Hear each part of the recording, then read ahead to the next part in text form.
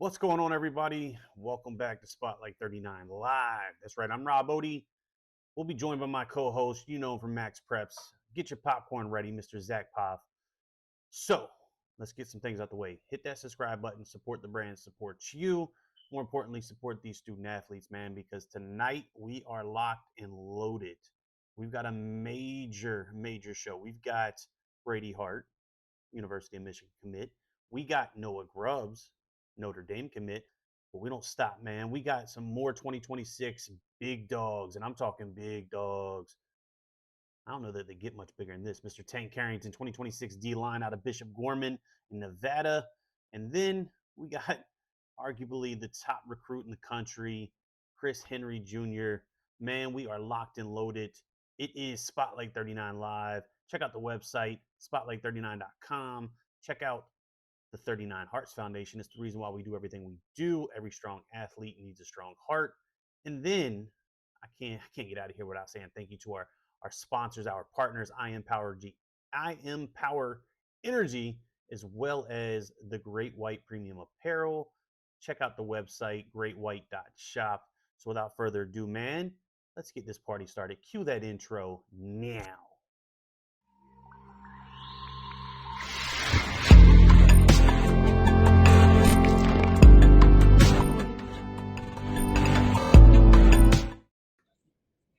All right, man. As promised, get your popcorn ready, Mr. Zack Poff. That's the co-host.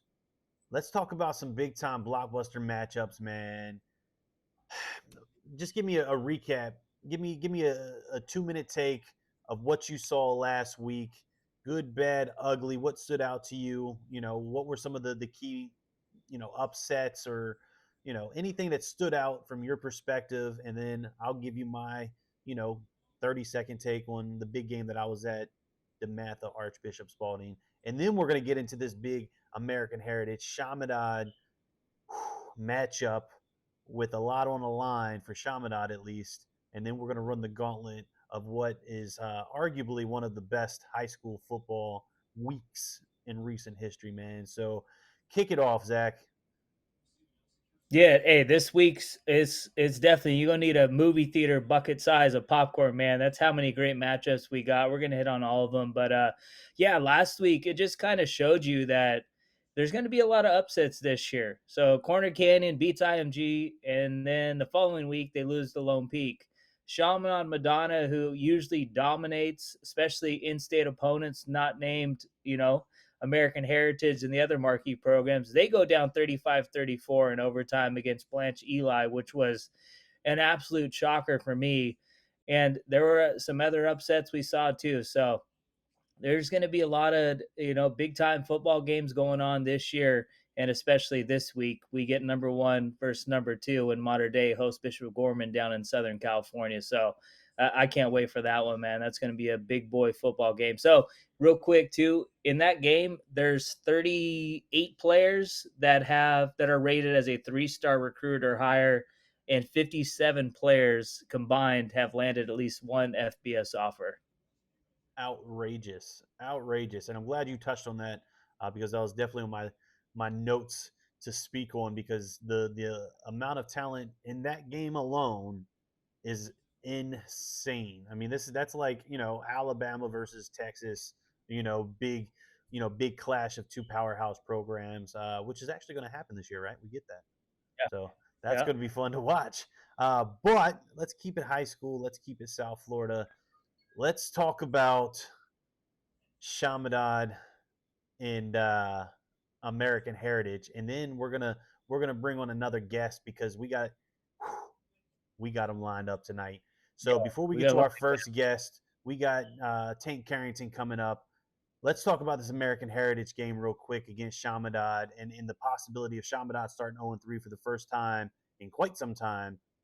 What do you got here? What's your take? Yeah, the last time they started 0-3 was back in 2013. So, but hey, American Heritage, they're loaded. Diabell, Malachi Tony, they've been showing why they're one of the best quarterback wide receiver duos so far here in the early part of the season. They bounced back with a 51-12 win against Western after losing to number 4 Milton, who's a powerhouse program out in Georgia. So it's going to be a tough game for Chaminade Madonna to bounce back to. They've shown in the first couple weeks they're struggling on defense, and now they face an explosive offense in American Heritage. So I would be surprised if Chaminade finds a way to avoid an 0-3 start. I like Heritage in this game because of the offense with Bell, Tony, along with Byron Lewis, the running back. Yeah, Diabell and Malachi Tony, one of, if not the best, wide receiver quarterback combos in the country right now. Definitely putting in work. Growth from last year. Love to see it. Dia is grown tremendously. I was just having that conversation with someone the other day on his growth, which has been a lot of fun to watch.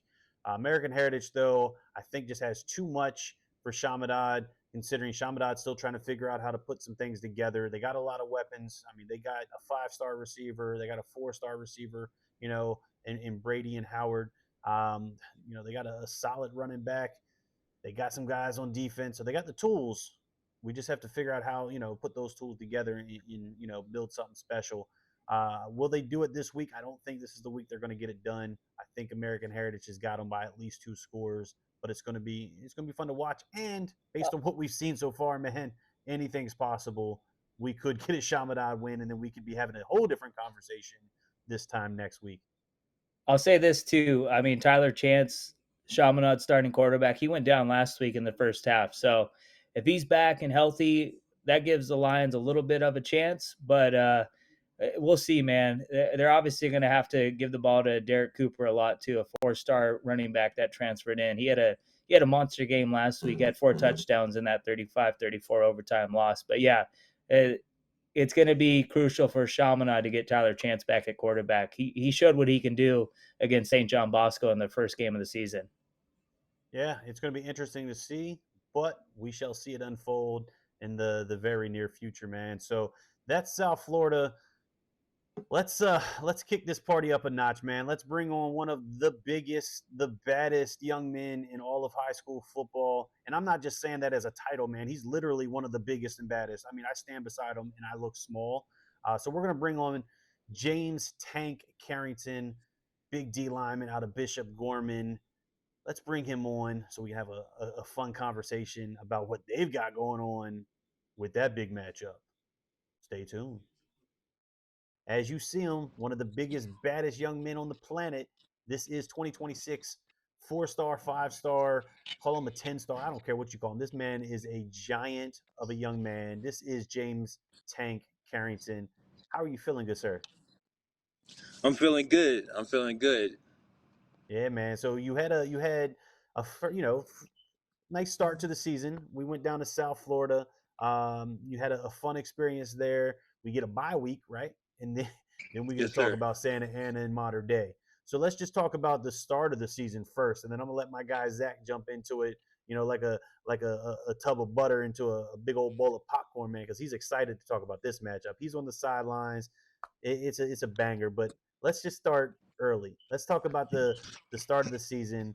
What's worked well for you. What are some things that maybe you recognize that you want to work on during this off week to prepare for modern day.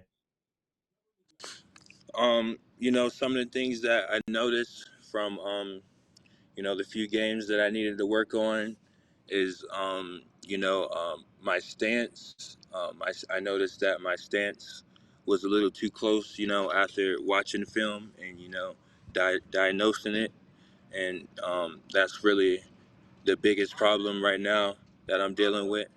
So other than that, I'm just we're just preparing as a D line, moving in this bye week as we get ready for Matter Day. Yeah, look, and you guys got a big D line, and you're going up against a big O line. It's going to be a lot of fun to watch. So Zach, man, let's have some fun. Let's talk about this big time matchup. Modern day Bishop Gorman. It's happening in beautiful Santa Ana. What do you got for them? No, hey, how excited are you guys to make the trip out there? Because you guys are the top two teams in high school football. This is the 14th time since 2000. The number one and number two teams are going to face off. Just what's the week been like, and how excited are you to go down there and play Mater Day? I'm really excited, to go down there and play Mater Day. That's one of the big reasons why I decided to come out here to Bishop Gorman, for the schedule, for the competition, to compete and to show my talent and and and display my talent, at a high level where where it can be displayed to all the world and all the coaching staff. Yeah, yeah. And look, I think the talent is there. Social media presence is a lot of fun to watch, especially this off season, man. I love seeing you go to a camp and then somebody jump on Twitter and say, "Man, Tank lost the rep." It's quick, man. It's either you and or your pops jumping in there saying, "Nah, nah, nah, nah. Show me the video because I got a different angle that shows I didn't lose a rep. I'm the biggest, baddest man on the planet. I am Tank Carrington." I love it. I love it. Yes, sir. So You know, we we got yes, this sir. banger. We got this banger in modern day. So what's been the game plan? I know you've been working together as a D line, but what's the game plan going in? How do you prepare to stop what modern day has? Because Zach mentioned, what was it, 51 total young men between the two programs have an FBS offer. So there's a ton of talent on both sides. So how are you and the D line, game planning to go into Santa Ana and go to war with modern day and what they've got on the offensive side? Um, Real, they keep it simple. We've always had the same game plan throughout the whole year. Our plan is, to go there and show that we're dominant, and that we can play and that we can compete at the highest level. And like that's like really it. Besides going like tactics and specifics, but we're definitely there to compete, and show that we're ready.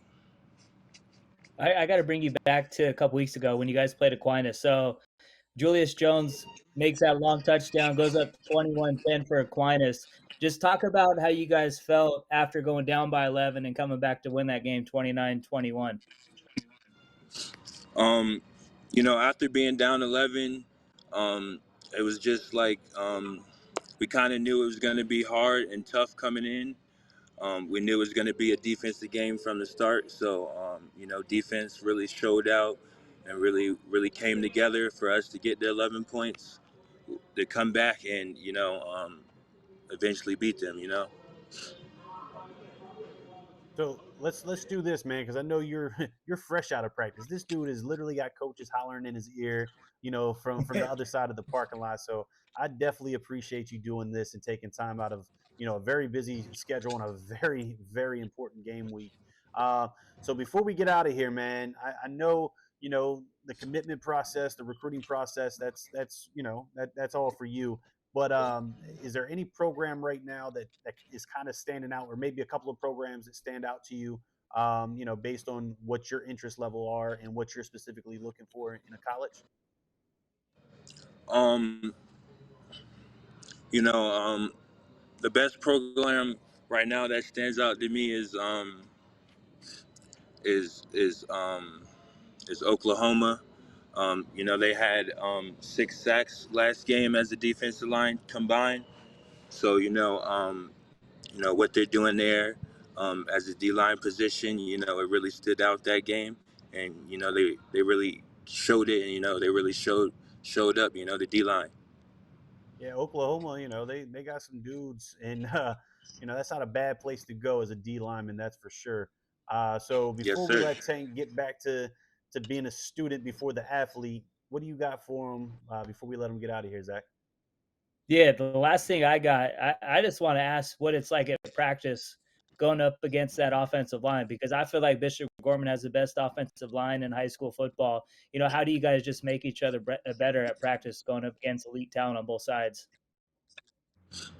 Iron sharpens iron. So I came out here, looking for that iron, that offensive line that I could go against every day in practice, and just better myself, and they can get better, and we all get better as a team.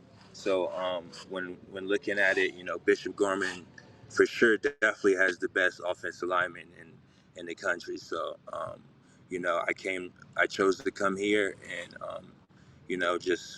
just working every day, working hard, going against the best players. It's only going to make you better. And make you better, it does, man. So Tank, I appreciate it. I'm excited, but at the same time, I'm a little upset because I'm not going to be there in person. My guy Zack, he's going to be there live and direct. So stay safe, man. Best of luck. Not just this game, but for the rest of the season. Obviously, we're going to stay plugged in and stay connected. I'm gonna close it out on this based on what I've seen on Twitter. We're gonna go from big Tank Carrington, so we're gonna start calling him Little Lawrence Taylor, right? Isn't that what we saw on Twitter? A little LT. Yeah. Nah, that's cool, man. So Tank, I appreciate you jumping on, man. Get back to being a student before the athlete. Best of luck this week and the rest of the season. All right. Yes, sir. Appreciate it. Yes, sir. Appreciate you. All right, man. So we were just joined by Bishop Gorman's own James Tank Carrington, 2026 All American, 4-star, 5-star, depending upon which ranking system. D lineman. He is one of the best, if not the best, at what he does. So that was his take for Bishop Gorman, man. And then we're going to be joined by another superstar, who from modern day. Chris Henry Jr., 5-star, who I believe is the number one player in the class of 2026. So, yeah, it's going to be fun to get him on to chop it up. And I agree, man. I think Tank's a 5-star too. You look what he did last year as a sophomore at Raven Gap, dominated, had 15 sacks in 9 games. And he's going to have a big time junior year for Gorman. He's already stood out in his first 2 games against Kahuku and Aquinas. Yeah, it's going to be interesting to see what Tank does for the rest of the year. He is one of the biggest, baddest, strongest young men, and I'm not kidding. Like once you see him in person, he's going to make you feel very small. I promise. Um, Nonetheless, let's just get to the game as a whole before we get Chris's take on the modern day side. What do you got as a whole on this blockbuster one versus two in Santa Ana, California? Bishop Gorman, modern day, 50 plus Division One FBS offers, or kids that have offers. The talent's there. Talk to me. Yeah, this is, I mean, if you're a high school football fan, this is the kind of game you want to see. It's number 1 versus number 2. Gorman finished as number 1 last year. They started the year at 2 this year. Obviously they had to replace Mike Alejado, a big time quarterback who was making plays since his freshman year for the Gales. And you got modern day. This is the most complete team, I believe. You just look at them defensively, the defensive line outstanding, great linebackers, outstanding secondary, and then offensively, they have probably the best receiving core in the country. You got Marcus Harris, a Oklahoma commit, a 4-star. They had Caden Dixon Wyatt, a 4-star junior, and then they add Chris Henry Jr. to go with that, a 5-star in the class of 2026. I've been impressed with Dash Byerly at quarterback too. He's only played 1 game, but he had a solid game against Corona Centennial. They won that one 42-25. And then on top of that, they got an Oregon commit in the backfield and Jordan Davison, a guy who's been making plays at modern day his whole career. So this is going to be a fun matchup. I was impressed so much with Melvin Spicer in that comeback win against St. Thomas Aquinas. That was the biggest question mark for me this year with Bishop Gorman was how are they going to do at the quarterback position. Melvin Spicer answered the call. He balled out. He was one of the major reasons why they came back and won that game against Aquinas. They're down 21-10. A lot of quarterbacks that haven't really proven themselves. That'd be a tight spot. Not for Spicer, man. He made some big time throws in that game. Derek Meadows, a 5-star LSU commit, he had a long touchdown reception in that one. Made a couple of key catches in the second half as well. They got a few running backs they can get the ball to. But with Gorman, man, it's up front, the offensive line. It's crazy to think that S.J. Alofatuli still hasn't played this year. He's probably their best offensive lineman, and they haven't really missed him much. They got 7 guys that have landed at least one FBS offer on the offensive line. So they got guys they can fill in and out. But it will be nice for them if they do get S.J. Alofatuli back this week because him with Doug Utu, those are 2 absolute studs on the offensive line. Defensively, too, they've been great. I love Jet Washington, one of the top rated players in the class of 2026. He's been absolute baller this year. And obviously, Tank Carrington leading the way in the front seven. They got a good linebacking core, too. This is just a fun matchup because it's so evenly matched. I, I think I'm leaning modern day, but I'm not sure. Like, I would not be surprised if, Bishop Gorman pulled out the win, but I think modern day is going to snap Bishop Gorman's long winning streak again, because last time they played in 2017 when they're number one and number two, Gorman had a 55-game winning streak, and modern day snapped it with JT Daniels. I think they're going to snap Gorman's 27-game win streak on Friday, but we'll see, man. It's such an evenly matched game where it's going to probably come down to turnovers and which team is more disciplined. Yeah, I mean, evenly matchup is definitely the way to put it, because you go back and forth. You look at the O line for modern day against the D line of Bishop Gorman. It's pretty evenly matched. You flip it, Yeah. right, and then you've got the O line from Gorman against the D line at modern day. Again, it's pretty evenly matched. And then you've got wide receivers. You've got 5 stars on both sides. You've got newer quarterbacks on both sides, right? How do you pick a winner? One versus two. I mean, this is literally game 7 of the NBA Finals or World Series. Like, this is that game. This is what you put all your eggs in the basket for. And if you're going to put us on the spot, and because we got to put our take out there, you think Gorman's going to lose the matchup and end the win streak, right? I think Gorman's going Yeah. to win Yeah. by a score at most. And when I say I wouldn't be surprised if they win by a field goal, it being that close. I'm going 27-20 modern day. Oh, 20. That's what I'm going with. Yeah, See, I'm going to go with the same score my Trojans just won on Sunday, man, 27-20. And I'm going to go with modern day on this one. I all don't know, right. man. But you broke it down perfectly. It's just so evenly matched. Like, you look at both teams in the trenches. That's usually where games like this are won. They're both great offensive line, defensive line. So that's gonna be a fun matchup. The one thing I'll say too is modern day in their season opener, they had a lot of penalties. They got to cut down on penalties against Bishop Gorman, because the more chances you give to your opponent, it's hard when you play a team like Gorman or Modern Day. So whoever is more disciplined and cuts down on turnovers, they're going to have a good chance to walk out of the Santa Ana Bowl with a dub. Yeah, that's 100% going to be the key, because we've seen games already this year where the refs have been a little heavy-handed on the flags, which has caused a big Talking swing. Chaminade Bosco for sure. So And yeah, that's where I'm getting at. It causes a lot of momentum, to be shifted one way or another. And if it comes down to penalties, this game, it could really get lopsided potentially because of that. So if both teams play clean, the refs are, letting them play without getting a little heavy-handed, it could be very, very fun to watch. One versus two. It's going to be even more fun to talk about next week once we get this thing closed out and see really who's the number one program in the country, because I imagine whoever loses, their ranking can't drop but so much, right? And then yeah, whoever wins, you're either unless going it's to be the top or the top. like a 56-0 shutout win. Yeah, Right. I mean, I expect obviously the winner is going to be number one, and the loser will probably be, depending on what the outcome is, 5 to 10 range. That's fair. That's fair.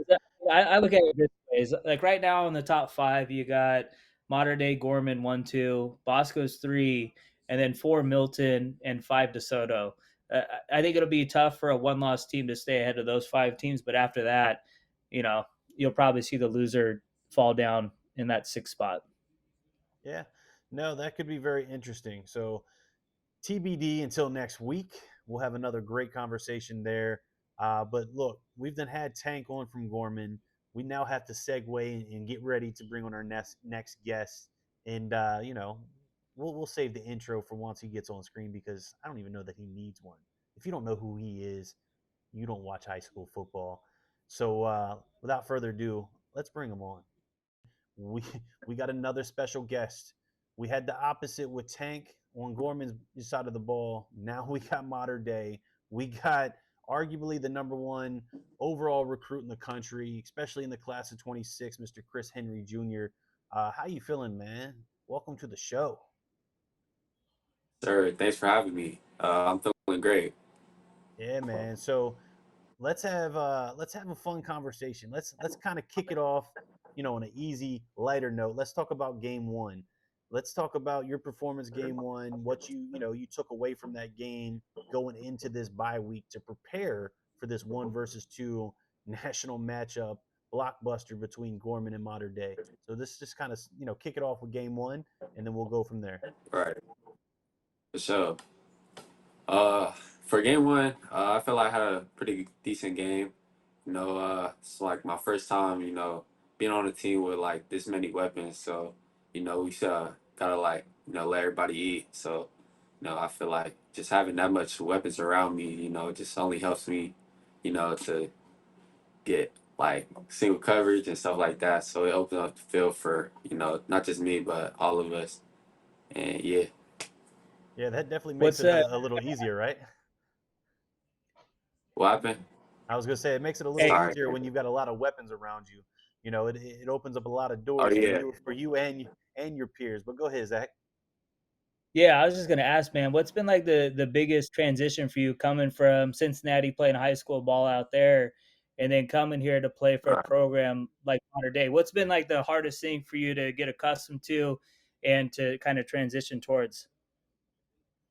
Yeah, really just the biggest difference for me was really just, the way they practice and, the way they attack things like as far as like, weight room and just really everything for real.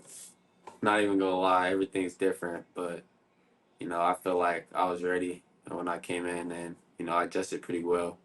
And so, yeah, Yeah, hey, it showed in that game against Corona Centennial. You were able to catch that touchdown, and kind of that's when you guys started taking momentum. But you got Gorman this week, man. What's it been like this week getting ready for the number two team in the country? right. Today, I mean, this week we've been going at practice really hard. We know what this game is. It's just like one of the best games like ever, and we feel like we, coming prepared, and we just gotta be ready. And so, yeah, So let's talk about the connection with the quarterback, right? Newer quarterback to the pro, like the starting, if I'm not mistaken, right, Zach? Yeah, no, he transferred over from Chaparral, Dash Byerly. He's Yeah, a baller. yeah. So we got a quarterback transferring in, and then we got a stud five-star receiver transferring in. How have you guys meshed, and what do you guys do to continue to build that chemistry? Coming from two different parts of the nation to modern day, and right. putting on a show. Honestly, for us, we just put in extra work over time. Like after practice, getting the timing downs and stuff like that. We get, Dash. He's a great quarterback and great leader. He always gets all the receivers out there. We just be running routes. Getting all timing down. And so yeah, How hard is it at practice to get targets though? Because you got yourself, you got Caden Dixon right, Wyatt, and then you got Oklahoma committed Marcus Harris. What's practice like? Because I know there's only one football, and you got 3, 4 guys that are big time future D1 receivers. right. I feel like our coaches, they do a pretty well job of spreading the ball out and getting every single one of us, the ball and just practice be really competitive, and so it'd be harder in practice than the games, to be honest. So I was that's look. good. I was going to ask. What's more difficult, Friday nights or practice? Because I mean, you're lining up against 4 and 5 star DBs. I mean, so we had Right? Tank on here. He's talking about iron sharpens iron. That's exactly what you go up Yeah, against every single day in practice. So yeah, who are some of your DBs that challenge you the most? During practice, man. That you want to get the better part of every day. right. To make yourself better. It's definitely my guys, Chuck McDonald and Darius Dixon. The seniors cornerbacks. Those are the guys that I always want to go against. Because like you said, iron sharpens iron, and it just gets both of us better by going against each other at practice. So yeah, definitely those guys right there.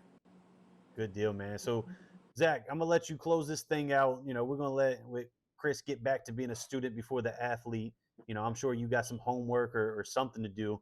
It's still pretty early over there. Was it like 8:30? We're eight, well past the 11 Yeah. o'clock hour here in the East Coast, man. But what do you got for him, Zach? Before we let him jump off here. Yeah, this is a quick one. Last question, man. You're committed to Ohio State. What was All that right. process, and what made you want to choose Ohio State? I know you saw Jeremiah Smith doing that as a true freshman, and you're probably hoping you can get there and make the same type of impact as a true freshman in a couple years.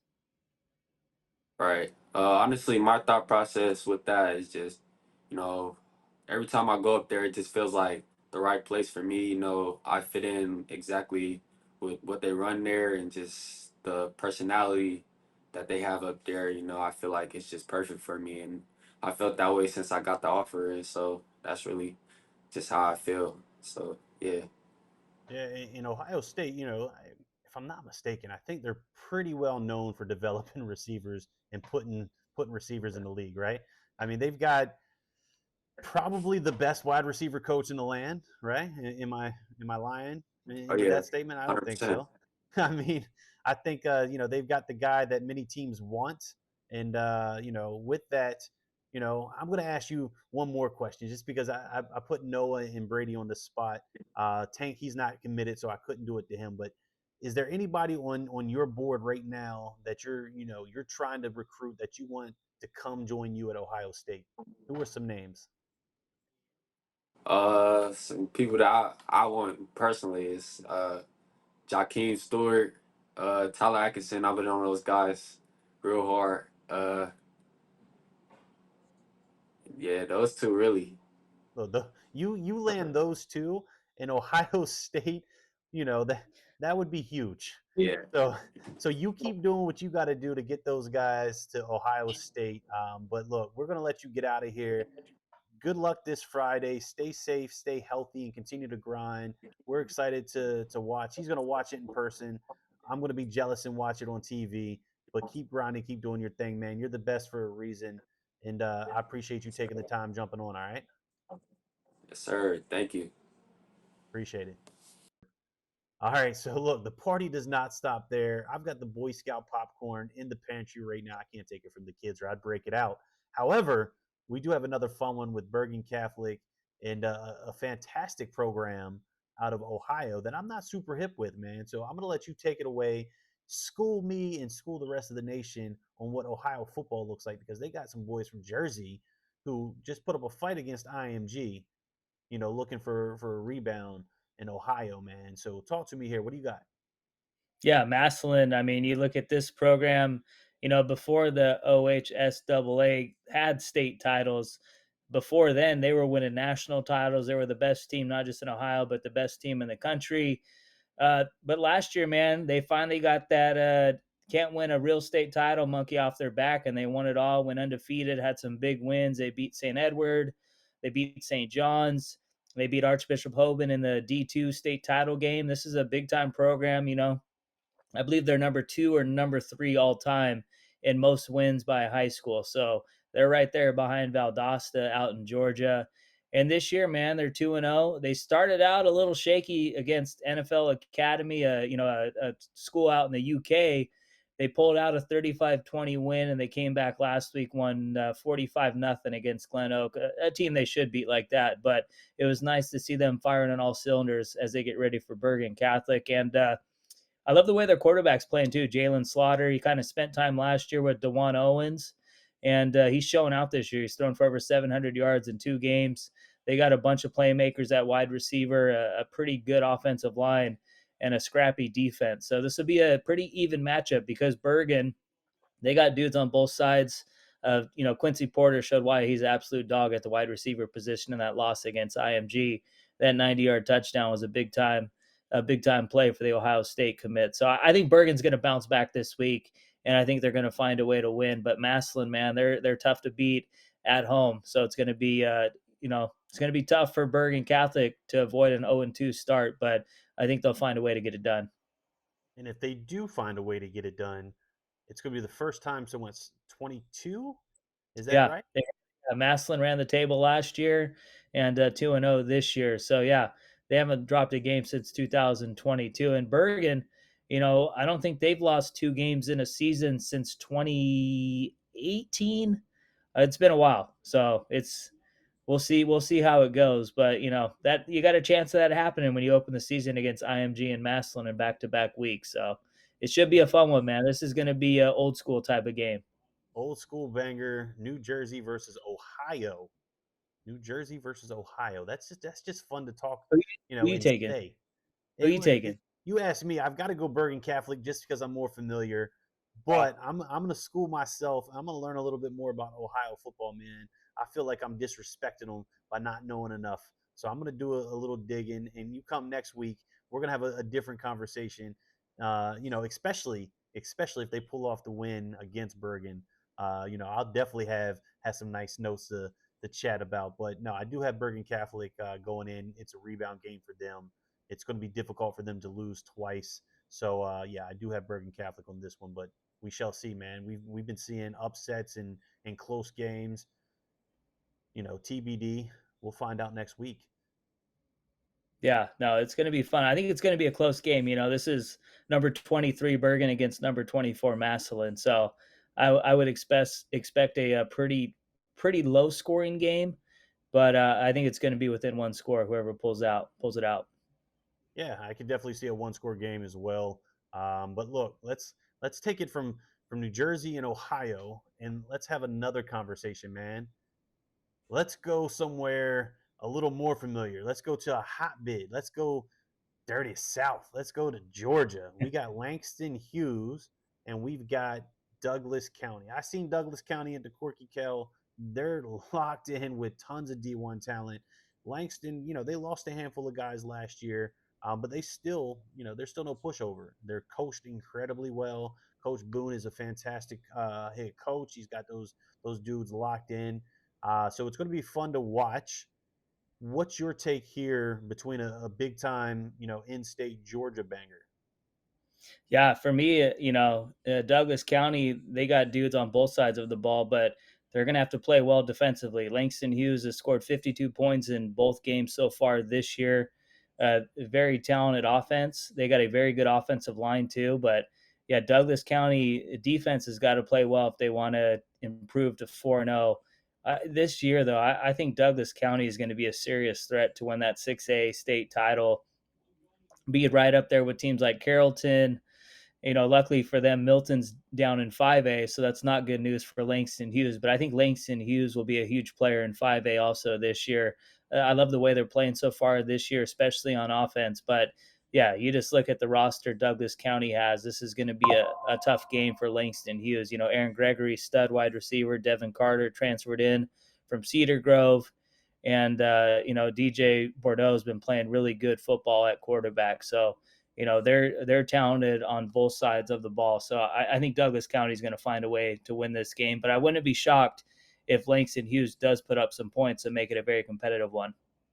Yeah, I'm pretty much in agreement with you there. As much as I want to go with Coach Boone and Langston Hughes, I just think Douglas County has a little too much firepower, and especially now that they're starting to click. Right, they were a little shaky week one, and then they seem to be clicking. As the season's continuing to progress, which is scary for everybody they got to face going forward because they're only getting that much better.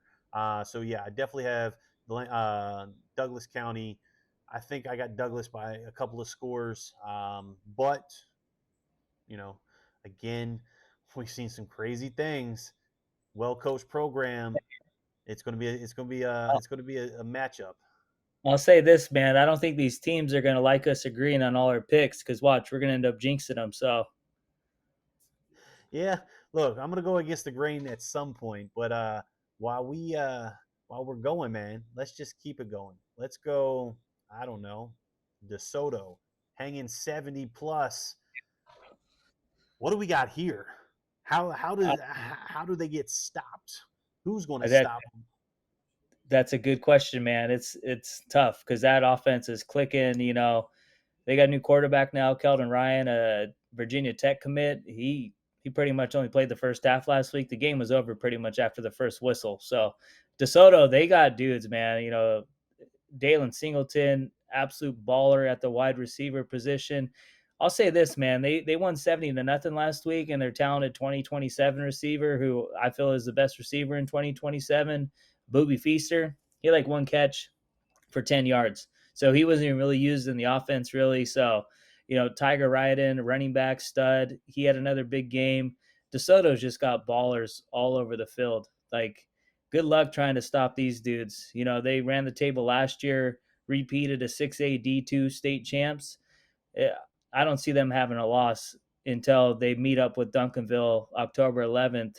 And there's a good chance both those teams are undefeated. I know Duncanville's got St. Francis Academy before they play DeSoto. So that'll be the one game where it's like, okay, it's going to be a tough matchup, but we'll see how it goes. But yeah, good luck. Hey, North Crowley, though, they're good. This is a very good program. Last year, their only loss came against Duncanville in the 6A D1 semifinals. They got a lot of key returners back from last year's team that only had that one loss. So I think they'll hang with DeSoto early, but I expect the Eagles to pull away late and win this one by 2 or 3 touchdowns. They're too loaded. They're number 5 in the country for a reason.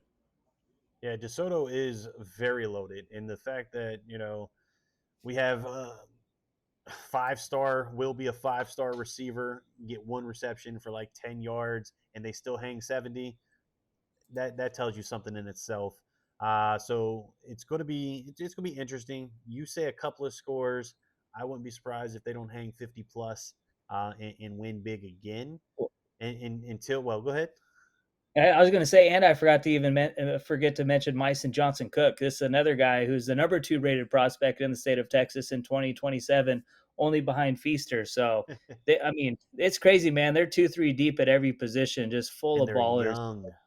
Oh, yeah. DeSoto, I'm telling you, man, Claude Mathis is one of the best in the biz. Obviously he took that gap between his 2 coaching stints with DeSoto. DeSoto was really the team that almost took down Kyler Murray and handed him his first loss. So, and I would say DeSoto now as a program is better than they were the first time around during his first coaching stint with DeSoto. So, hey, shout out to Coach Mathis, man. He's doing big time things for the DeSoto program. Yeah, so they're going to be a lot of fun to watch leading up to that October 11th matchup against Duncanville. Again, I'm checking flights. I'm crossing my fingers. I'm trying to get to Texas, man. That weekend's going to be crazy because I'm going out there Friday. You got Duncanville, DeSoto. Saturday, you got the Red River rivalry between Oklahoma and Texas. And then Sunday, if you want to just go 3 for 3, Cowboys are playing the Lions in a big-time NFC matchup. The Detroit Lions, probably the biggest threat to the Niners this year. And the Cowboys usually play well in the regular season, then get to the playoffs and don't do so well. So, And me personally, hate's a strong word, but I borderline hate the Dallas Cowboys. I am a hardcore Philadelphia Eagles fan. okay. Let's go All right. Birds. But if it means anything, we did go on a wedding anniversary, my wife and I, to Dallas and did a nice stadium tour shortly after the stadium was opened. And Jerry's Palace is it's second to none, man. Like, I've been to a lot of stadiums. SoFi is really nice. I haven't been to Allegiant in Vegas, but Jerry's World currently is second to none. It's outrageous. So I wouldn't mind going to a Cowboys game against the Lions. It's funny, I haven't been to an NFL game, but back in 2016, we went out there for the state championship games. That was so long ago. Garrett Wilson was a sophomore at Lake Travis when they won it all. And who else was? We saw Alito in that game too earlier. They had Jace McClellan at running back. He was a freshman that year for Alito. And then obviously too, we saw DeSoto win their first state title with Sean Robinson at quarterback. Yeah, so that's a big weekend. Again, I'm checking flights. I'm crossing my fingers, seeing if something can't change. But either or, you're going to have all the the highlights and coverage to talk about, coming out of that big matchup. But let's keep it going, man. Let's talk about let's see.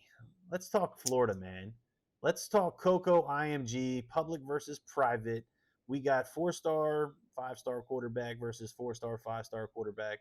Hawkins versus Brady Hart, Michigan commit, Hawkins is what he flipped from TCU to SMU, right? Yeah, yeah, SMU now. Yeah, so we've got power on both sides. I mean, IMG obviously, I think the better part of their entire team is probably ranked, and then you've got Coco, who is a very public school, but man, those dudes don't give a crap. They put up numbers and they do it against whoever they face. It does not matter. They did their thing last year against St. Thomas down in South Florida. What do you see going into Bradenton, Florida? IMG Coco, talk to me. I think a lot of teams when they play IMG, they're kind of it's like when you know back in the day when you had a fight against Mike Tyson. The fighter goes in already beaten and you got no chance. That's the opposite for Coco, man. They're going into this game Friday, all the swag. They think they're going to get the job done. I'd feel good too, man. You got Brady Hart at quarterback, 2026 Michigan commit. The dude is absolute just big time. And you saw the year he had last year as a sophomore, was a Max Prep sophomore All-American, and he's off to an even better start this year as a junior. He's already thrown for 600 plus yards, 7 touchdowns. And Javon Boggs, you know, this is a big time wide receiver. Last year as a junior, he broke pretty much every single season record a wide receiver has at that school. He had 93 catches, 1,500 yards receiving, and I believe 24 touchdowns. This year, he's already got 5 touchdowns and over 300 yards receiving in 2 games. So that's going to be the duo to watch for me for Coco because IMG, as you said, we were talking about Gorman Mater Day earlier about them having a combined 38 players rated as a 3-star recruiter hire. IMG Academy has 32 alone. So they're loaded everywhere on both sides of the ball. Great offensive line. Ty Hawkins, man, this dude's been playing great ball at quarterback. He's every week so far, the first 2 weeks, he's gone for 260 yards of total offense plus and 4 touchdowns in each game. So he's playing well. And a name to watch too is a freshman, Eric McFarland for IMG. It's crazy when freshmen make impacts for IMG Academy, but this dude's doing that. He's had a long touchdown reception in each game so far. A dynamic playmaker. Reminds me a lot of Zachariah Branch at USC, former Bishop Gorman star. Just elusive playmaker and fast. You're not going to catch that dude in the open field, but I think we're going to get a lot of points this game. I think Coco's going to find a way to get it done, though. I'm a big believer in Hart and Boggs, and I think that connection is going to be hard to slow down, especially if the game's tight late. I like them to make enough plays to find a way to win. You know, the last loss that Coco had was that game against Aquinas last year. Probably a game they should have won if it wasn't for the refs. A couple of weird calls, clock malfunction late. So, I mean, outside of that, Coco would be, you know, they're the back-to-back state champs. Their last loss came in 2022. And the thing that most impressed me with that game against Aquinas last year was just the way Hart and Boggs played. Boggs had, I think, like 11 grabs for $180 and 4 touchdowns. So he's shown me he can play well against D1 talent in the secondary on the other side. Yeah, so you say a lot of points. Where's the prediction here? What do you got? I was trying to, you know, lean out of it, but I'm gonna go with the road team here, man. I think Coco is gonna find a way to get it done and win late. I think Hart's gonna make some big throws down the stretch, and I wouldn't be surprised if Boggs doesn't catch a game-winning touchdown in the final couple minutes. It's gonna be, man, it's gonna be fun to watch. And look, I'm on record saying Brady Hart, he's going into IMG and he's throwing 5 touchdown passes. And I Five got a touchdowns. lot 5 tutties, and I got a lot of guys, you know, that I got a lot of love for on IMG on the defensive side. But I just think Brady Hart is a special talent that doesn't come around, you know, every year, and you know he's only getting that much better. And I think he's prepared. You know, I think he's prepared for that game. And with that being said, I want to see just how prepared he is. So let's go ahead and bring him on because that's what we do here, man. We got special guests out the wazoo. We're going to bring on Brady Hart, and we're going to have a conversation about his take on how the season's going and what we can expect, you know, when he gets to IMG in just a couple of days. Because, again, I got him going 5 tutties against IMG. IMG is going to lose 2 games for the first time since, what, 2013, I think is what you said last week? Yeah, their first season playing high school ball. Yeah, so it's been a minute. Look, it's been a minute, and look, the minute's almost over. The time is ticking. The time is now. public versus private, IMG versus Coco, Brady Hart versus Hawkins. It's going to be a lot of fun. So let's go ahead and bring on QB1, Mr. Brady Hart, and let's have a good conversation. All right, so check it out, man. Me and Zack, we've been talking about this big time matchup. We got Coco going into IMG. We've talked about it probably the last couple of weeks on the show, but now it's finally here. One of the biggest weekends in high school football for the season, in quite possibly in quite some time. And as you see, we got another special, gentleman on the screen. You probably know who he is, but just in case if you don't, that is QB1, 4-star Michigan commit quarterback Brady Hart out of Cocoa High School, man. So, Brady, first and foremost, how are you feeling today, sir? Oh, feeling awesome, man. Glad to be here. I love it. I love it. So, we're also joined by, a pretty familiar face by now, Mr. QB Guru, Mr. Humble himself, Balin, out of Central Florida, man. He is the quarterback trainer of Brady, so he'll kind of chime in. But the idea is we want to keep it short and sweet, so we're just kind of going to pick your brain and talk about the first couple of games of this season. So let's just start there. Let's talk about your first couple of games. What has it felt like? What does it look like? How's the training kind of transitioned into Friday Night Lights so far? And is there something that you've kind of recognized within your game, in the first two games that you kind of want to sharpen a little bit more going into this big matchup that we're about to talk about? Yeah, I mean, the start of the season has been good. I mean, I feel like we jumped off to a great start as a team. I mean, guys are playing awesome. I mean, our offensive line has been playing great, and defense picked it up really good last week. I mean, held a shutout, and yeah, I'm really excited to see how we progress through the season. But on my side of the game, I definitely need to just work on my pocket presence just a little bit, just be a little bit more present in the pocket. Um, but I feel like we've been doing a great job offensively, kind of navigating the defense and putting up a bunch of points. Nah, definitely. So you guys have been putting on a show for the first couple of weeks. IMG, right? They've kind of been up and down. They went into Corner Canyon in Utah.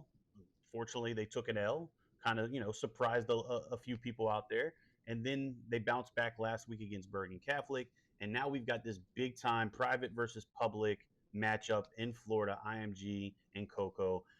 They're star-studded, on the offense and defensive side. You guys are pretty locked in as well. But like I did with Noah a little earlier, man, I want you to kind of take this opportunity and shout out some of those guys that help you be as good as you are and be successful that maybe don't get enough recognition.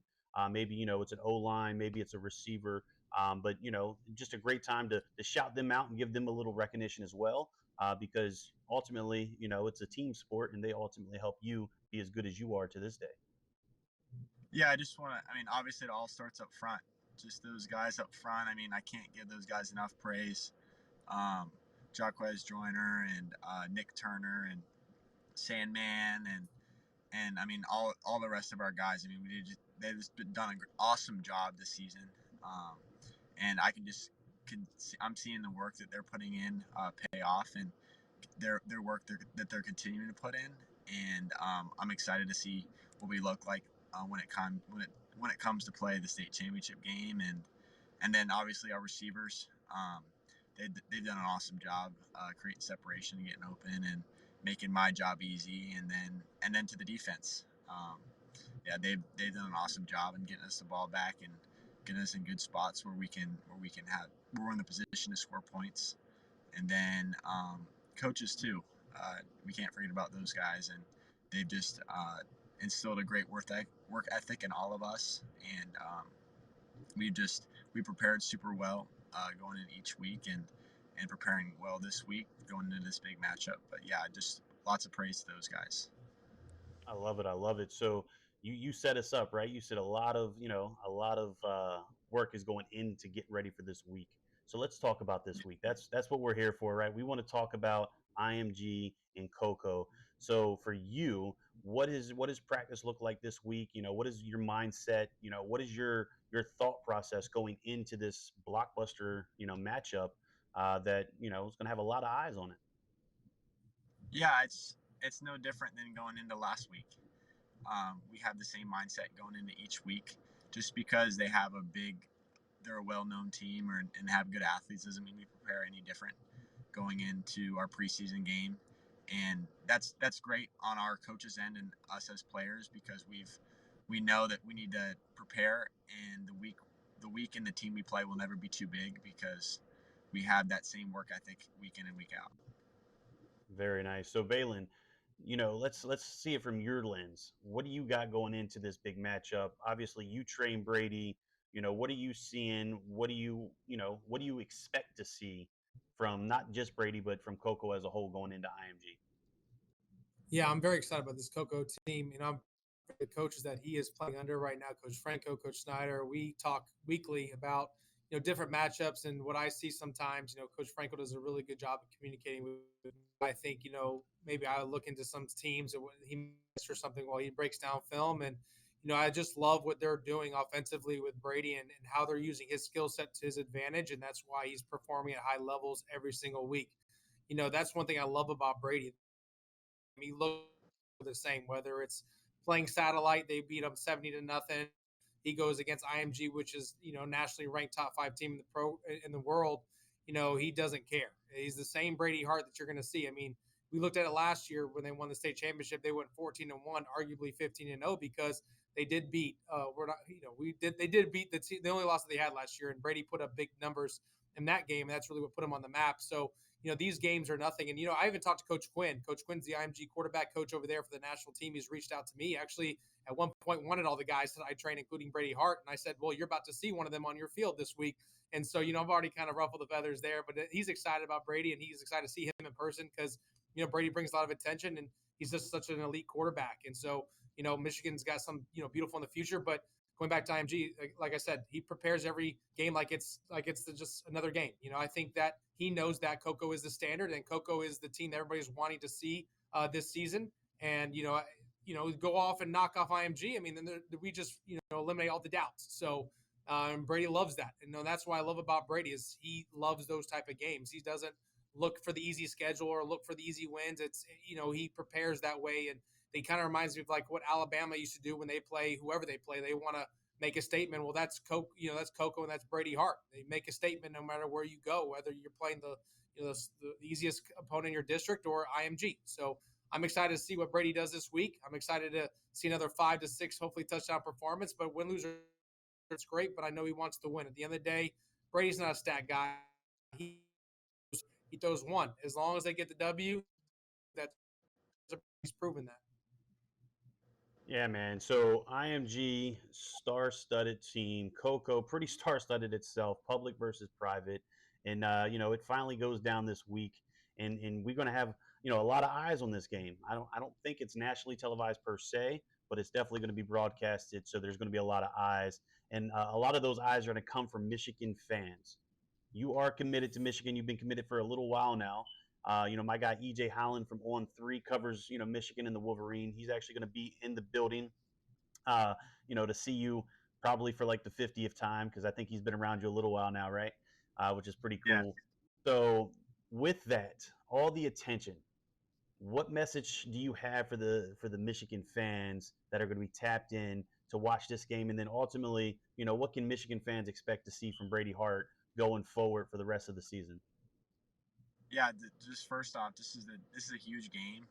There's going to be ton of good talent flying around on the field, and we have 2 Michigan commits on IMG, which is pretty sweet too. So we got a really good group of Michigan guys in this game, and it'll be an awesome game to watch if you're a Michigan fan to kind of see what the future looks like for the team and program. And the biggest thing I just want to leave for Michigan fans to kind of tune in is like what you're going to see on Friday night is just a competitor.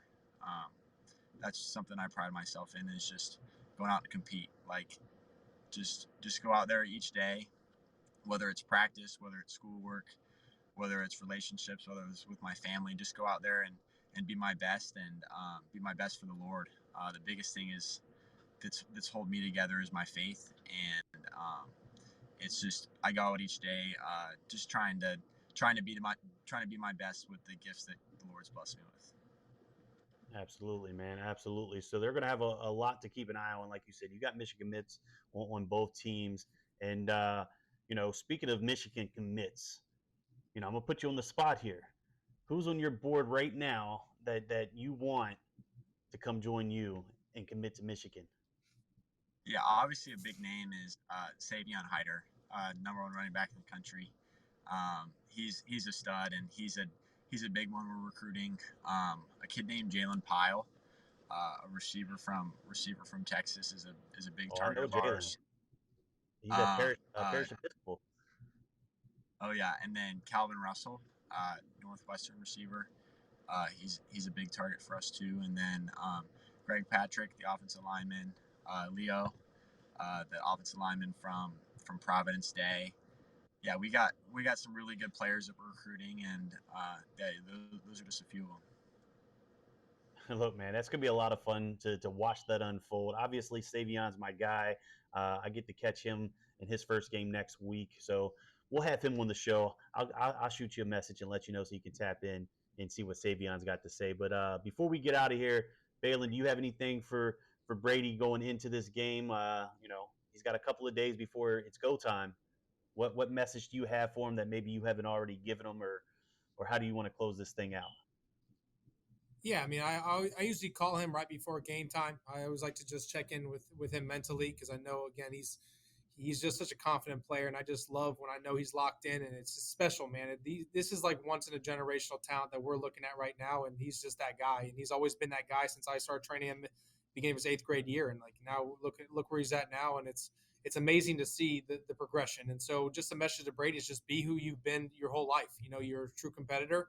Go out, win, have fun doing it, and with lose or draw, give God all the glory because again, like you mentioned, it's because of him you're in this position. So at the end of the day, wins are great, losses, they suck, but this game is only, such a minimal part of your whole entire story. So, it's just part of the process and just have fun doing it.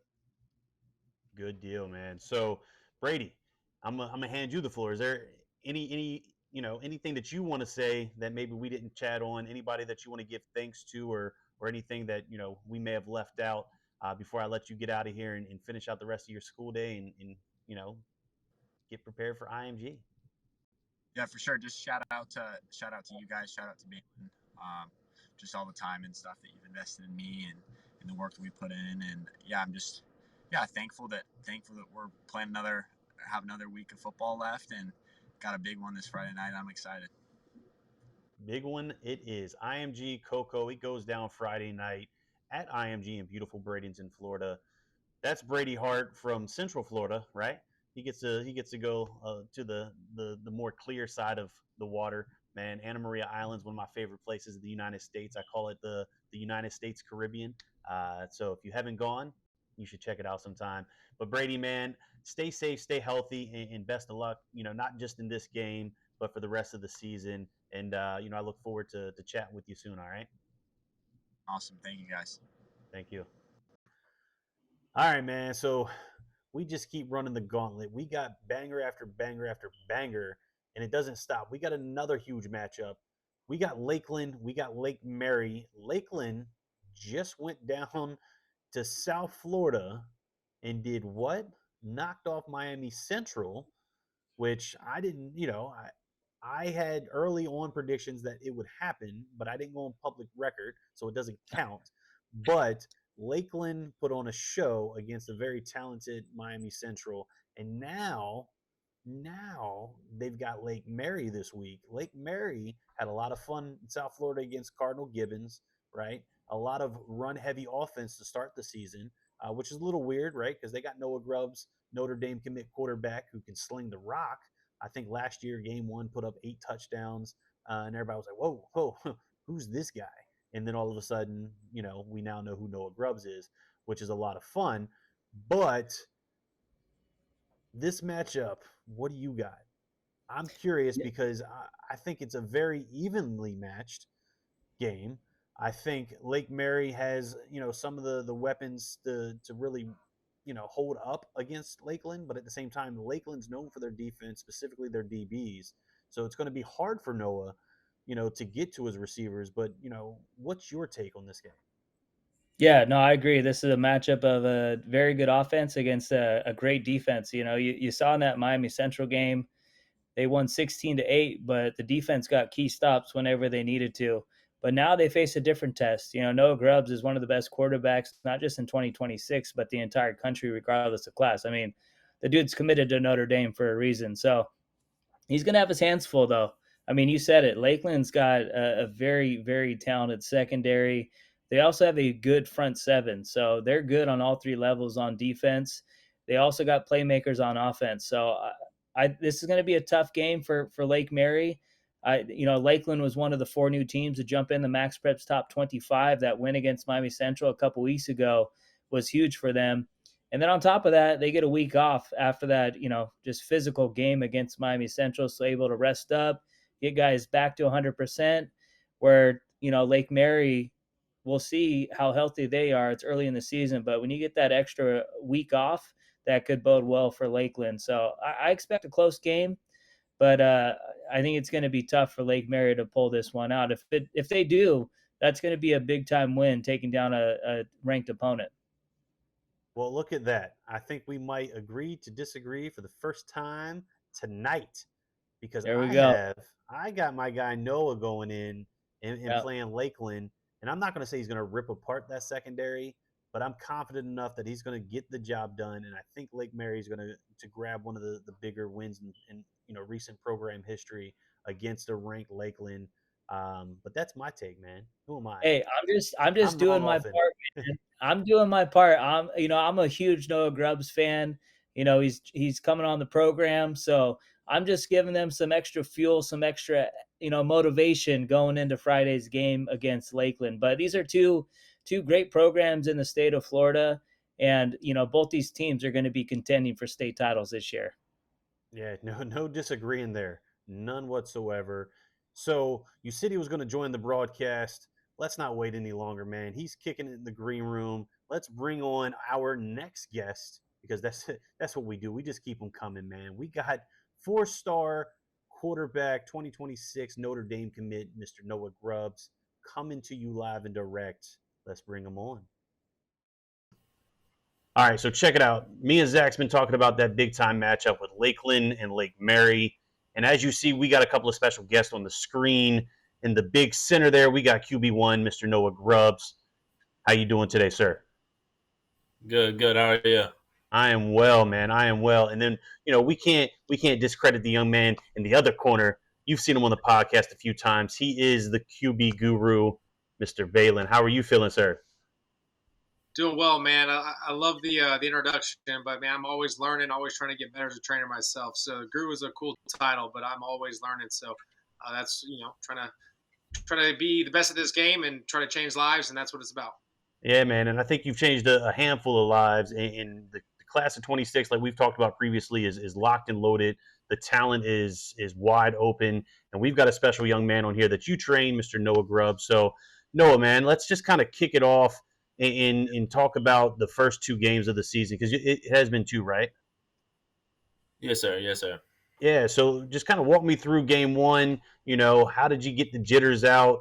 What went well? What did you find that you wanted to kind of critique and work on a little bit going into game 2? Yeah, game 1, we actually ran the ball a lot that game. It showed a bunch of teams that we could do either, and they're just going to have to pick their poison, either our pass game or our run game. And I feel like as an offense, have both of those at a high level is definitely something that it's going to be hard to stop as a defense. And Isaiah Thomas, he had 2 touchdowns, but all 3 of our running backs had 2 touchdowns each that game.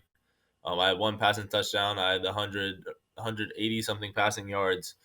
And so the first 2 games haven't been much passing yards, but we're 2-0. So anything that gets my team the W, I'll do. Yeah, for sure. I mean, that's the true definition of a true team leader, right?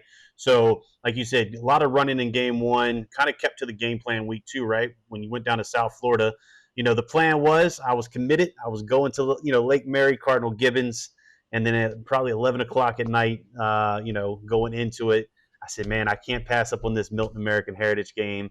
So ultimately went there, but I did tap in during halftime. They had the live stream up, and I was keeping tabs on, because I was hoping that we could have this conversation, man, because, obviously the workouts in the off season with Balin is second to none. I mean, this guy is, I call him the guru. A lot of people call him the guru. he's humble enough to accept it. But what's the game plan going into this big matchup against Lakeland? I mean, they just came out of Miami, right? And they knocked off Miami Central. That was a huge, huge game. And, now we get Noah Grubbs against Lakeland, right? We get Lake Mary against Lakeland. So talk to me about this big game. And then Balin, by all means, jump in, and fill in some gaps because I'm sure he'll probably be, a little modest. And, you can jump in and kind of hype him up a little bit. But talk to me, Noah. Yeah, this game, this is a big week for us. All throughout practice, just the word is to believe and execute. That's our motto all week, and I think if we believe and execute that we could beat this team, I think it could happen. I think we have the talent, we have the guys, and we have the chemistry together to do it. Obviously, they're a great team. They have the stars, they have the offers, but we'll really see who's the most disciplined team and who could really come together as a team Friday night. Yeah, Yeah, I really think. I was gonna say, man, I really wanted Balin to jump in, but you were jumping the gun, so go ahead. Yeah, no doubt. No, I just think that the way that this team is prepared, I've been around the Lake Mary program for quite some time now, obviously because of Noah, and I've built really good relationships with Coach Donnelly, who communicates with me periodically, and then of course his head coach Scott Perry and Tyson Henshaw. So they have a really good collective group there that with good coaching and fundamentally sound discipline and executing. I think they have a really good shot against Lakeland this week. I know this is a matchup that the state wants because Noah's got a lot of, a big reputation of their offense because of what Noah did last year in throwing 49 touchdowns. Lakeland's really known for their defense. They like to grind the ball a lot, which is why you see close scores. Most recently with the Miami Central team, I believe it was 16-8. So a very tight game there. Obviously a defensive battle.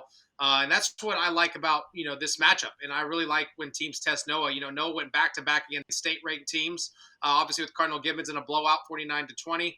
And then they just beat Osceola, which arguably has one of the best 7 fronts in all of the state. At Osceola with several Division I commits, and they beat them 24-7. So I love what what Lake Mary's doing as far as how they scheduled themselves, getting ready for a game like this coming up in week 3. I mean, there's not another, I would say, quarterback like Noah that is going through a gauntlet like that in the first 3 weeks of this season. And so they came out 2-0, and now they're looking obviously to make a statement this Friday night. And what else is interesting about this? And Lake Mary, is starting to get a lot of respect because Lakeland, with the schedule they have, they chose to have their bye week going against Lake Mary. So they've only played the one game against Central, and they took that bye week to prepare for an offense like Lake Mary. So that's really exciting to know that Noah has that much of a impact on a program like Lake Mary to where people are now respecting the offense because of what they can do. And, the last thing that they want to do is obviously lose. So they're taking this very serious. I know Lake Mary's taking this serious. I know I've talked to Noah several times. I call him at least once every night just to kind of make sure he's mentally ready. And, I think that they're ready for this matchup. And this is what the whole state wants to see. And obviously they want to see what this outcome was. It almost reminds me of last year when they played Mandarin the first time. Mandarin was coming in hot. Quarterback just committed to Florida State. They have a lot of Division I talent. And then Lake Mary knocked them off by several touchdowns. So no one expected that. But again, all 3 phases worked for Lake Mary. And I think that's what's going to take this Friday night to come away with the victory. Yeah, I'm excited for the big matchup. It was definitely something that, I had circled as soon as the calendars were released. I was like, man, like that's going to be a banger, especially if Lakeland can knock off Miami Central like they did. That just sets this up to be, like you said, a big in-state blockbuster. One of 2, actually. We're going to get to that second one, a little later in the show, man. But with this specifically, where do we go from here? I know we take it week by week. Once we get through Lakeland, what does the rest of the schedule look like? And then kind of circle back, Noah, if you don't mind, because you kind of called out Lakeland. You said, hey, they're the ones with a lot of the, the star ranked kids and such, and for you, you're a Notre Dame commit, right? So who are some guys that are around you that help make you better that maybe aren't necessarily as recognized that, could use a shout out and, maybe a little extra recognition? Yeah, we have teams like we have Seminole, Evans, Dr. Phillips. So our schedule, obviously, like Balin said, the first 3 games, it's going to show us what our team is really about for the rest of the season. And I think our schedule is great. The competition, everything about it, I love. But yeah, there's people on my team like Brian Williams, Carson Freeman, Chase Henshaw, Terrence Dixon, Parker Prellis, all my receivers, Tyree Witherspoon, all these guys that sometimes they don't get much attention, but they're the people that make me look good other than my own linemen. Without them, then I would really be nothing. Nah, man, that's huge, and I definitely appreciate you taking that moment to kind of shout them out because, like you said, those are the guys that surround you that make you, or help you be as good as you are. In addition to that O line, and sometimes they get overlooked. So, look, man, I know we've been chatting a little bit about the football season. That's been a lot of fun, you know. So let's have a little bit more fun before we let you go and get back to the rest of your week before you get to Lakeland. Let's talk to the Notre Dame fans, man. Tell them what they can expect from Noah Grubbs from this moment forward for the rest of the 24 season. Yeah, I mean, I'm all in with Notre Dame. Notre Dame is the school that I've been talking to only. I'm locked in with them for the rest of my recruitment. And I mean, I can't wait to get this 26 class going. And I'm going to be a leader in this 26 class, and we're going to be a top class in the nation. And we're coming to bring a national championship to South Bend. I love it. I love it. Now I'm gonna put you on the spot, and if you have no names, that's okay. But who are some guys that are on your board that you're trying to recruit to come join you at Notre Dame? Yeah, there's plenty of names out there that I have that I've been texting recently. The biggest one, my biggest O lineman I'm trying to get right now, his name's Tyler Merrill. He was there at the Grill and Chill. We were in the same like group thing that we were doing, and he's a great guy. He's a funny guy. He's a good guy to be around, and I think he'll be a great fit for Notre Dame. Just trying to get him there. I love it. I love it. So Balin, man, before we let Noah get out of here, what else you got for him? Or you gonna give him the night off and a little bit of rest before he gets ready for Lakeland? Yeah, I think obviously I never want to over prepare someone. I know that preparation comes in practice and obviously repetition, and I think that he's doing a great job of that. Obviously, with my communication with him throughout the week, periodically just giving a call, maybe watching some of his practice tape, telling what maybe some things that I see when doing a scouting report for him. I think that's really what's going to help him benefit, obviously, with Friday night. But I don't ever want to over make a kid think, because again, I'm all about being a reactive player. Obviously, you want to know what your job and assignment is to do on Friday nights, every single night. So I think he's going to do a really good job. I'm excited to see the outcome of this game, win, lose, or draw. I know, again, nothing will ever be taken away from Noah, what he has accomplished and what he's going to be doing. And I just love the fact that Lake Mary's not scared to challenge guys like Lakeland and, Cardinal Gibbons and Osceola to start the season. And most people care about stats. Everybody likes to look at the first couple of games and, man, he's leading the state and this. I mean, last year, Noah's first game, he threw 8 touchdowns. Everybody's like, what's going on here? Like, he just off the bat. But again, Lake Mary, now they're a household name in the state of Florida, especially in 7A. And, they started to schedule some big boys like Cardinal Gibbons and Osceola and then now Lakeland. And so, he's thrown 3 touchdowns in 2 games. But at the end of the day, it's all matters is wins. And, if you keep winning, that's what matters for Lake Mary. And their goal is state, not stats. So, at the end of the day, I know the stats will come because of what Noah's doing in the offense that they run with Coach Donnelly and their receiving core and Tyson Henshaw. But at the end of the day, Noah cares about winning, and that's what I care about. And, everybody remembers when you win a rivalry game or a big game like this. They don't really remember stats unless it's obviously in history books, and Noah has plenty of those already. Yeah, we definitely talked about some of those in our last conversation. So Noah, man, we definitely appreciate you taking the time to jump on. Like I said, good luck this week against Lakeland, but even more luck for the rest of the season. Stay healthy, man. Continue doing the great things that you're doing. I look forward to following you and continuing, to watch your career unfold. All right. Yes, sir. Thank you for having me. Absolutely, man. I appreciate you. Yes, Go sir. Irish. All right. Bye. All right, so look, we just got to keep the party going. I wouldn't be doing myself a service if I didn't bring up, the DMV's own St. Francis Academy. Year in, year out, nationally ranked. This year's no different. They've got some dudes on their program, and they added a handful of dudes. I mean, they added another big 2026 D lineman. Ely, I think is how his last name is pronounced. Zion Ely, stud. Yeah, out of I think Jessup, Maryland, if I'm not mistaken. Joppatown, Yeah, Jessup, those. yeah, Anywho, yeah. I had an article on him, interviewed him earlier in the off season. He said he was locked in. A lot of schools are reaching out trying to get him to transfer. He wasn't going anywhere. Under Armour camp in Baltimore, he wasn't going anywhere. And then like 2 weeks later, he's transferred to St. Francis. I think the exposure, the national schedule, I think, that might have made sense for him, especially with, him having a lot of attention and being as highly ranked as he is in a very, very public school in the Baltimore area. So let's get into it. Let's talk St. Francis Academy, Orange Lutheran, out of the Trinity League in California. St. Francis has no problem traveling, as we know, year in year out. They pretty much travel the country and back twice every season, to Hawaii, to Cali, to St. Louis, to Florida. They don't care. They'll go wherever somebody wants to sign on the dotted line and say we'll play your football team. So we got Orange Lutheran. They agreed to it. They're locked in. It's going down this Saturday. St. Francis, what do you got on this big time matchup between East Coast, West Coast, Biggie and Pac? Take it back old school on me. Yeah, no, this is a fun matchup. Both these teams have two of the toughest schedules in the country this year. We came out with our top 10 toughest schedules before the season started. Orange Lutheran checked in at number 1 and St. Francis at number 3. So it's crazy to think, because you're talking about St. Francis traveling all year. Their first 9 games are on the road this season. So, and this week starts a crazy 3-week stretch. They play Orange Lutheran this Friday, and then they go to Texas, play Duncanville, and then they go back to Southern California and play the number 1 team in the country, Mater Dei. So this would be a big 3-week stretch for St. Francis. I think they'll be happy if they win one of these 3 games. If they win 2, they'll be ecstatic.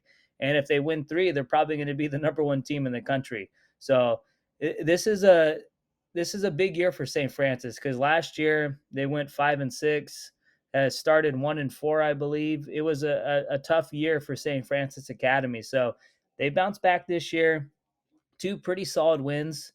Central Catholic, a pretty good program in Pittsburgh. And then last week they came back to beat St. Joseph Regional. They were down 21-17, and then they scored the final 14 points of that one to win 31-21. Orange Lutheran had a nice win to start the year against Gardena Serra, won that one 21-13, and then they rolled Rancho Cucamonga last week. So this should be a pretty even matchup. TJ Lateef, quarterback for Orange Lutheran, he's been playing really good ball this year. He's a 2025 Nebraska commit. And then they also got a couple of studs too on defense. So this should be a pretty good game. I think I'm leaning the home team here, though. I think Olu's going to win a tight one. I think they're just going to be the more disciplined team, and they're going to find a way to pull this one out and win 3-0. Trinity League always does well in big time games. We've seen that. We saw it last week when Santa Margarita rolled Corona Centennial, and really the only blemish for a Trinity League team this year was Santa Margarita against Mission Viejo to start the year. But yeah, I'm leaning SoCal here. I think it's going to be a tough road trip. I think it's going to be a close game, but I think the Lancers are going to find a way to pull it out. Fair enough, but I'm going to have to agree to disagree. I've There got we to go go. with the hometown DMV's own St. Francis. I just love what I'm seeing from Tristan. They're very Yeah. young, He's 2027 playing. He's quarterback. playing great, man. He's playing great ball. It was nice too last year. He got a little bit of experience as a freshman, Yep. and saw, man, he's doing that thing this year as a sophomore. Been impressed. Yeah, I mean, I laid eyes on him last year, a couple of times when he would come in. But I seen him at the Under Armour camp, and I was like, oh, like this guy's a guy, like he can sling the ball. And, I kind of went back to some of the tape from last year. I was like, man, like you watched his development and his growth in such a short span. And then now you're seeing him do it, in the first 2 weeks of the year. So I'm going to go with St. Francis in a tight one. I got St. Francis by 1 score at best, against, a very talented Orange Lutheran Trinity League program out in California. So we'll see where this one takes us next week when we hit the recap. Hey, either way, I'm not going to be shocked. This is one of 4 top 25 games we got this week. It's crazy to think how loaded this week is. It's kind of reminiscent to the week we saw the Broward County Showcase week, where there were all those matched, nationally ranked matchups too. So I'm not going to be shocked either way who walks out with the win here. I definitely think it's going to be a 1-score game too. It's going to be a lot of fun to watch. It typically is anytime you got St. Francis on the field. They got a lot of energy, a lot of passion. So it's a lot of fun to tune in and see. So let's just keep it out in Cali, man. Let's bring up a program that's pretty familiar to this show, right? We had Coach Negro on. We've talked about Bosco. We've talked about Bosco, and we've talked about Bosco. Well, let's talk about Bosco again, man. We got another big time matchup. This time it's closer to you, right? In this one in Northern California. No, we got another one in SoCal, man. Oh, there's Sierra another Canyon. SoCal. Yeah, they're down in Chatsworth, California, so kind of Okay. LA area around there. All right. Look, man, that shows you how well I know California. I got the East Hey, Coast on I'm lock. like that. I'm like that with all other states. California, I got down. Outside of that, hey, who knows? Fair enough, man. But let's get into this big time matchup. What do you got for Coach Negro and squad against a very, very talented Sierra Canyon? Yeah, I thought this was going to be a nationally ranked game too, but then a couple weeks ago, J Sarah Catholic just put a whooping on Sierra Canyon. They won 35-7. That one definitely shocked me. But Sierra Canyon bounced back nice last week. They beat Oaks Christian, a pretty good program down in SoCal, 35-10. So a nice bounce back win for the Trailblazers. I love their defense. Obviously Richard Wesley, the number 2 overall recruit in 2027. He's an absolute stud edge rusher. But they also got a very talented secondary. Madden Riordan, a 2026 USC commit. He's already got 5 interceptions this year through 3 games. So he's an absolute ball hawk in the secondary. But they got their hands full. St. John Bosco just put a 71 burger on a poor team from Texas last week. So it wasn't pretty for those guys. And I just love this receiving group that Bosco has. Madden Williams, Daniel Odom, and Carson Clark. That's a 3-headed monster that's going to be tough for any secondary, especially a secondary as loaded as Sierra Canyon. So I expect Bosco to win this game and win it by a couple of touchdowns. I just think they're just too good on both sides of the ball. Yeah, yeah. And also, So too, I got to give flowers to Matai Fuiava too, junior look, quarterback for Bosco. He's been playing great ball. well, look, you stole my segment there because I went against the grain and I chose Shamadad over Bosco early, and you know what? Lesson learned. I'm not doing it twice. I'm not doing it again. I'm going Bosco, and I got Bosco by a couple of scores here. But their quarterback play has been fantastic to start. This young man has put on a show, and after seeing him in person, watching the film from last week, I think he's only getting better. His game is developing, and it's developing at a high level very quickly, which is awesome. And then I got to shout out my guy, Coach E, who he wrote his first official article and published on Spotlight39.com Yes. on Fuyava. So that's pretty cool. So check that out if you get a moment. Show my guy E some love. It's a great read. You get a little different perspective on Fuyava. So good deal there.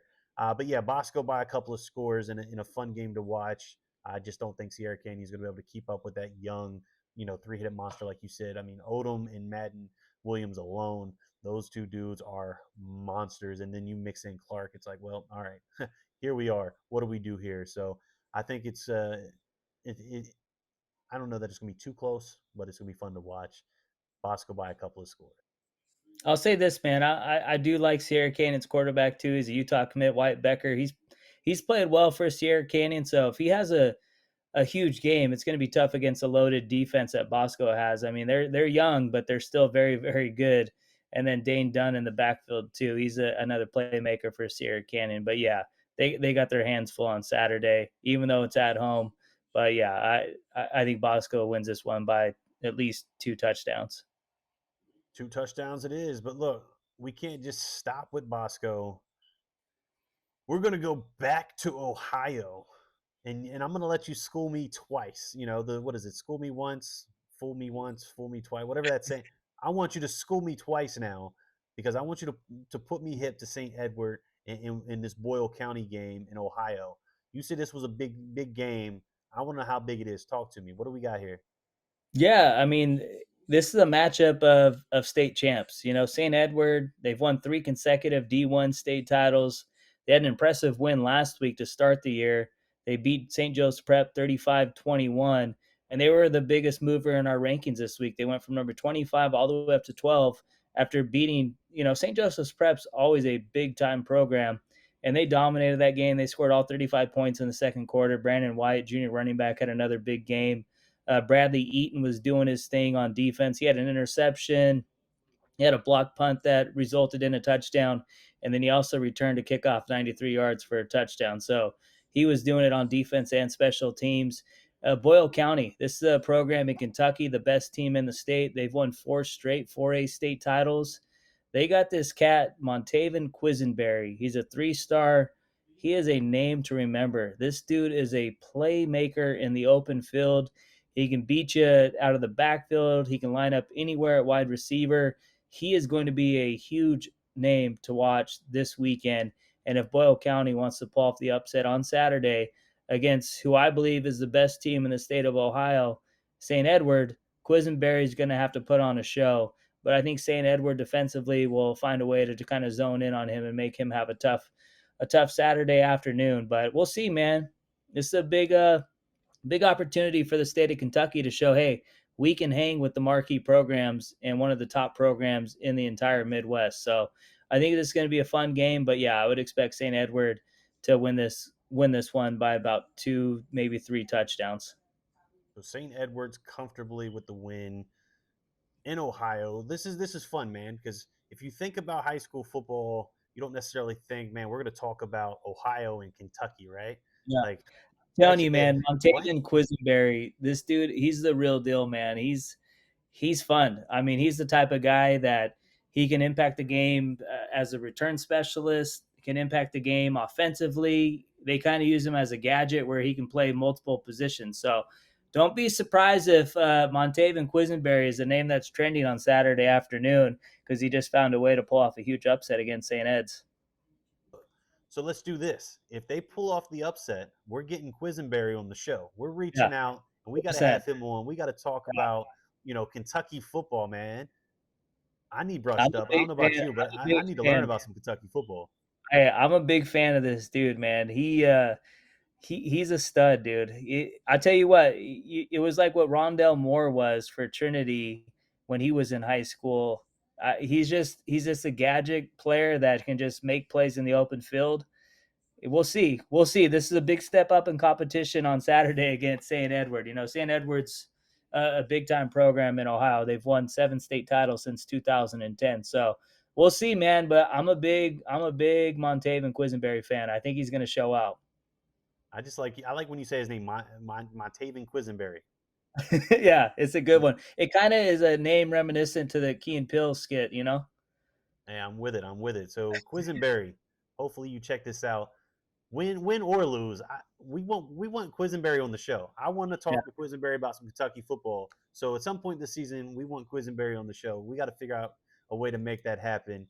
But St. Edward, I can't go against the grain. They're nationally ranked for a reason. I'm gonna go. I'm gonna go with you and choose St. Edward. With a nice, comfortable win against some Kentucky football, Boyle County. But Quisenberry, we're calling you out, man. We want you on the I tell show. you, hey, West Virginia fans love this dude because he's a 2025 Mountaineer commit. So I can tell you one thing, man. If he balls out, maybe Pat McAfee's going to reach out and see if he can get him on his show too. Hey, let's look. Quisenberry, ball out, and he's got Big Deuce Edwards, Trinity Episcopal wide receiver committed. I did that commitment live. He's going to West There you Virginia go. as well. So let's keep it going, man. We've run the gauntlet. We didn't talked about I don't know how many games at this point, but let's talk about another one. One that some here, in the East Coast, they know about these teams. Some on the West Coast probably don't know about these teams, but hopefully the world's about to recognize Phoebus and Highland Springs. Let's set the stage, right? We got Phoebus 4A state champs last year. They were hanging, what was the point differentiator? Like something I just stupid remember to next to it was one zero. of our better. It was one of our better tweets.